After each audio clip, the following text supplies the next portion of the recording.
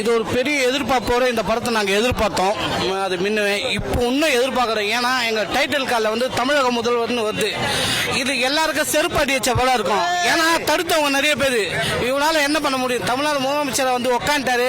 இனியும் தொடர்ந்து இவர் தான் தமிழ்நாடு முதலமைச்சர் ஆவாது. இது மக்களால் எடுத்த முடியும். மகேஷன் தீர்ப்பே மக்கள் தீர்ப்புன்ற போல தளபதிக்கு நல்ல ஒரு தீர்ப்பு கொடுத்தாங்க. இந்த ஜனநாயகம் மாபெரும் வெற்றி அடைய எங்கள் சார்பாகவும் தமிழக மக்கள் சார்பாகவும் நான் நன்றியினை தெரிவித்துக் கொள்கிறேன். இது சொல்லத்துக்கு எங்களுக்கு வார்த்தையே இல்லை. ஏன்னா நாங்கள் சின்ன வயசுலேருந்து முதல் ஷோவை பார்த்து வளர்ந்தவங்க.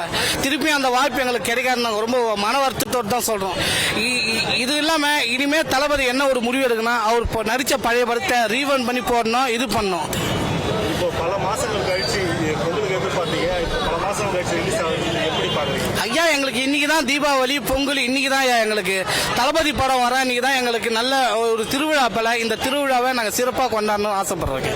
இப்போ நிறைய கட்சிகள் வந்து எதிர்கட்சிகள்லாம் வந்து ஏற்கனவே லீக் ஆன படம் இது என்ன பாக்குறதுன்ற மாதிரி சொன்னாங்க. அதை பத்தி ஐயா, இது வந்துகிட்டு வந்து தளபதி படம் ஐயா. லீக் ஆனாலும் நாங்கள் ரீரிலீஸ் படத்தையே நாங்கள் பிரம்மாண்டமாக கொண்டாடுறோம். இந்த படத்தை நாங்கள் சொல்ல தேனா, இந்த படத்தை உண்மையான தமிழக மக்களும் தளபதி ரசிகரும் உண்மையாக வந்து பார்க்கல. தேட்டரில் தான் பார்க்கணும். நிறைய பேர் வெயிட் பண்ணுறாங்க.